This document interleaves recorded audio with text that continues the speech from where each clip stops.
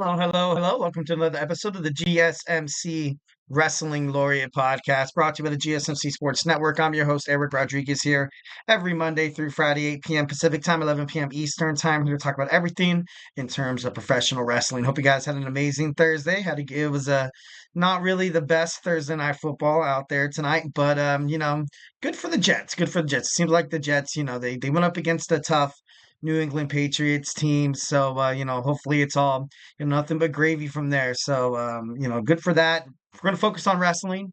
Obviously, we are the GSMC Wrestling Laureate podcast. So if you just joined us after watching the game, well, the game's already over. You know what I mean? So just watch the podcast. I'm just kidding. No, crazy stuff has happened. Actually, on Monday night when I did the podcast, I walked away and I was like, all right, it's time to go. It's time to go live. And then it looked like all the Eagles really had to do was, wind that clock down. But it turned out, the Kirko Chains had a couple other ideas besides laying down for the Philadelphia Eagles, which is actually, I walked out there in one of my breaks and I was like, oh my God, no way. I heard it was a good finish. But good for them, good for them. All right. But anyways, we are here. We are ready to kick some arse. And let's go ahead and talk about it. Thank you so much for tuning in to the GSMC Wrestling Laureate podcast, brought to you by the GSMC Sports Network. We have a great show for you today lined up. Today, we're going to talk about some AEW Dynamite. We're going to review that. Going to talk to you guys about my Thursday night wrestling preview. We're going to talk about Ring of Honor. We're also going to talk about TNA Impact. And then our third segment, we're going to talk about WWE, well, not WWE, but wrestling's greatest rivalries. Of course, obviously, whenever it comes to like a list or anything like that, there's a little bit of bias. For me, most of the rivalries are mostly WWE based because that's what I grew up watching mostly. You know what I mean? Like I doubt I had the international television to watch New Japan Professional Wrestling when I was like 9 or 10. You know what I mean? Like I bet there's probably a whole bunch of rivalries obviously that are gonna go over my head. But we're gonna talk about some of the greatest rivalries in wrestling history. Four segments, Saturday night's main events coming back to WWE in December. We're going to talk a little bit about that. Maybe we're gonna talk about some of the greatest moments in its history. We're gonna talk about some of the greatest matches as well. In our fifth and final segment, we're gonna cap it off with some way too early WWE Survivor Series predictions. I'm gonna talk about a couple matches, maybe a couple of key characters inside on Monday Night Raw or SmackDown that could play a pivotal, in either just enhancing their career, having a good Survivor Series, and 1,010%, it's possible. It's possible. All right, but before we do any of that, I want to remind you guys to hit up that super chat right here. If you have a burning question or a hot take in terms of professional wrestling, or just something to want to get off your chest, here at the GSMC Sports Network, we want you guys to know that we are all ears. 1,010%. This show is all about keeping the conversation lively, making sure your voice is part of the mix. So don't be shy and drop those thoughts inside that chat. And if you really want to make sure your comment or question gets noticed on air, why not use that super chat? It's $sign below the chat box. Your message or your comment, your concern will be guaranteed and featured on the show. Plus, it's a great way to support the GSMC Sports Network and bring you even more awesome sports content that you guys love so dang much. And, we are absolutely super grateful for each and every one of you guys who joins us here daily and watches the shows. Your support makes all the difference. So let's keep the conversation going. Let's keep this party going. It's a Thursday. Tomorrow's Friday. Those who are, weekend warriors who have Saturday and Sunday off, I bet you guys are feeling pretty good right now. Maybe laying down in bed, put on some YouTube, and now you stumbled upon one of the greatest wrestling podcasts of all time. And once again, if the super chat is not your thing, after you're sending those super chats, send some super stickers because you guys are super awesome. You can still hit up the GSMCpodcast.net to tip and donate. Hit up the tip and donations link. Tell me what you like. Tell me what you don't like. Give me some of your hot takes in terms of professional wrestling. Just remember to Superman punch that like and subscribe button to the show. Here at the GSMC Sports Network, we do love a lot of peace, love, and positivity, but obviously, accept criticism pretty darn well. Obviously, feedback is a gift. So, don't be shy. Absolutely anything. Absolutely. Give me a shout out of where you're listening from. Be like, hey, this is Jim from Montana, or does people from Montana have accents? I'm not too sure. If someone's listening who's from Montana and you hate me right now, I apologize. That was bad. But anyways, let's go ahead and move on. We're going to talk about some AEW Dynamite, and overall, I thought it was a decent show. Um, AEW, obviously, you have next week, Grand Slam. It's gonna, and then of course you're gonna have Wrestle Dream as well. This week's show obviously was just a build up for those events. So what was advertised, the show, what we were kind of what we watched.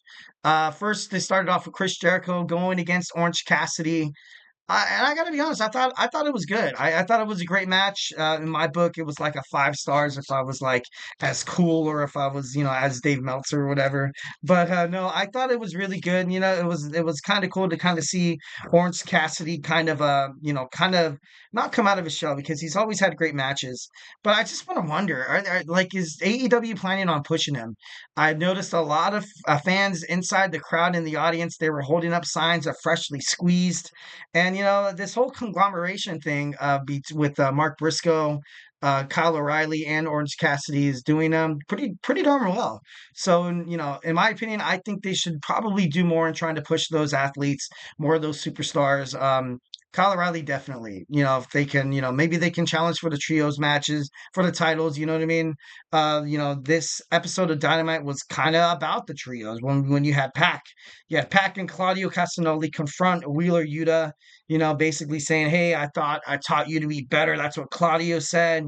And then John Moxley was like, you got to accept the sole responsibility for the greater good. And then as soon as that, ended, then you had the Wheeler Yuta saying he's feeling pretty conflicted right now. And he's like, he said, he takes pride in the trios championships, obviously, and he says he's going to show up no matter what. Kind of go in there, do his damn job. Although you don't like some of the people you might be partners with, you still got to go in there, kind of get yours. And that's what Wheeler Yuta is probably going to do. It'd be kind of surprising for me if he decides to kind of fully go with John Moxley. And I would love to see Brian Danielson have maybe at least, a couple of allies. You know what I mean? Now he kind of has, Jeff Jarrett and Jay Lethal, obviously a couple other superstars as well. But he really needs some guy from the Blackpool Combat Club, you know what I mean? Just to kind of have someone watch your back. They were boys, and it's just crazy how everything ended up at AEW All In, and yeah, it was no AEW All Out, yeah, All Out. So it was pretty crazy. Obviously, I feel for Brian Danielson, but I don't know. I think really Yuta, I'd be conflicted too. That's crazy. It's crazy. All right, next we have Hook, obviously against JD Inc. It was just a squash match. He won in like a minute and a half, I think it was. And then after that, you saw Roderick Strong come to the commentary table talking about basically Taz's son, saying how he's a piece of crap, and oh, this is the guy you raised, and it was just I don't know, it was Roderick Strong. You know what I mean? That's the Roderick Strong. I feel him ultimately kind of taking shape or kind of taking the role that Adam Cole kind of did. Like the way he's kind of been acting lately on AEW Dynamite and even on Ring of Honor. He's kind of like been in your face, like talking trash, saying stupid things just to get a rise out of it. Something that was like really that was like the modus apparatus of Adam Cole, baby, which still hasn't been seen in AEW. Makes me wonder. I know his contract is, it's on the fence, so I'm not too sure if Adam Cole's getting ready to say goodbye to AEW, you know what I mean, or Tony Khan's promotions, but which would be a damn shame. But yeah. So Private Party looks to answer the open challenge next week for the Trios Championship, but obviously, what happened later on in the show means that they're not going to. Darby Allin came out and he helped, Private Party, although came a little late. Kind of came a little bit late to the party there, Darby, and he came in, he attacked Moxley, he attacked Claudio Castagnoli, and basically said, I'm a much different man than I was like 4 or 5 years ago. And just kind of building up more toward their match. They're fighting for that number one contenders match, and that's pretty ballsy of Darby Allin to kind of go out there. Like he has a title match already locked up. He has a little bit of momentum riding, and I think he'd be a great champion. As an AEW World Heavyweight Champion, I would like to see Moxley go at it. Like I want to see this. I want to see these two dudes. This guy tried suffocating Brian Danielson with a plastic bag, and it's just like I said, it was crazy. Like still, still after weeks later, you're still seeing a lot of news surrounding around wrestling. Damn it, about the spots and is AEW too violent? Should I let my kids continue to watch it? Obviously, when you're a wrestling promotion and when you're selling like action figures and stuff like that, like you'd be like, oh, let's put them in a plastic bag. You know what I mean? People don't want to see that. You know what I mean? First, the disclaimer of every wrestling is don't try this at home. But you know what kids do? You know what kids do because I used to do it with my brothers all the time. It was crazy. We used to wrestle.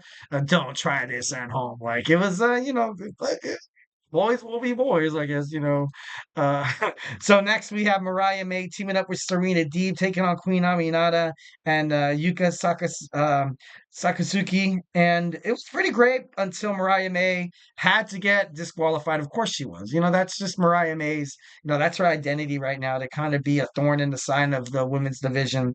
Um, she absolutely just went to town on Yuka, which kind of, was kind of scary. It was kind of scary. Like she was slapping her with the gold part of the belt, and I was like, dude, like even if you're taking hits and taking bumps inside the ring, you're like, holy shit, like that would hurt so bad. That would hurt so bad. Like I would be like, oh man, that would suck. That would suck. And we have Mina Shirakawa coming to AEW Dynamite next week. Also, we have Ricochet taking on the Beast Mortos. Decent match. It was pretty great. I love seeing Ricochet shine. About time, and I think it's kind of crazy how, over the time that Ricochet has been with the WWE, he's never really had, like he's never really been featured on matches on Raw or SmackDown for that matter. On WWE Speed, you're on WWE Twitter for matches that have to be under 3 minutes. And I overall I thought it was great. I love how Ricochet, he had a hard fought win. He had a hard fought win. Then you saw a package by Nigel McGuinness saying that all the difficulties like he's been kind of getting through, and that he's ready to return. And I'm kind of happy he's returning. 1,010%. I like that. A little bit of old school always does a body good. You know what I mean? So all right. And then now we have the Elite, the Young Bucks, with Kazuchika Okada, the Elite, taking on the number one contenders, Will Ospreay, Kyle Fletcher, and Don Callis family member Konosuke Takeshita. Takeshita does not like Will Ospreay, and it's just I don't know. It's just kind of obviously they did pick up the dub. They did pick up the win, which was I felt like that should have been kind of necessary in this at this point. Takeshita, stood out of everybody in their performances. Obviously, Don Callis is paying attention to that. I still feel like he's kind of a two-timing snake. Maybe he might find a way to stab Kyle O'Reilly and Will Ospreay in the back come AEW Grand Slam. But that's just my opinion. That's just my opinion. All right, lastly from AEW, Ricochet has confirmed he will face Will Ospreay for the AEW International Championship on October 2nd. It's gonna be amazing. It's gonna be a great fight. These guys obviously have a huge history together, putting on good matches. So I'm gonna grab my popcorn, grab my favorite ice cold beverage, and tune into just two guys that when they're in the ring together, it's just magic. So I can't wait to see that. So mark your calendars. All right, guys. So now we're going to move on to my Thursday night wrestling preview. Tonight we have TNA Impact, also Ring of Honor, Honor Club. We're going to talk a little bit about, we're going to preview some of the episodes. And yeah, so hey, do not go anywhere.